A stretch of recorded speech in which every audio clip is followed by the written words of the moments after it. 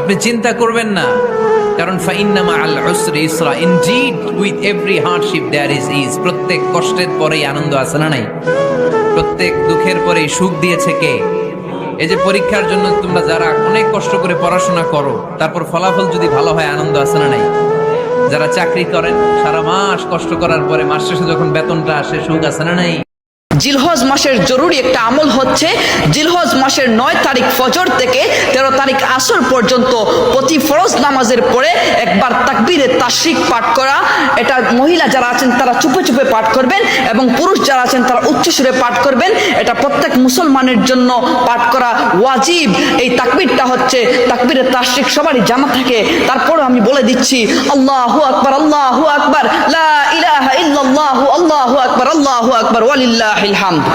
যখনই আপনার সামনে মুহাম্মদ নামটা উচ্চারিত হবে, কমপক্ষে সাল্লাল্লাহু আলাইহি ওয়াসাল্লাম অবশ্যই পড়বেন।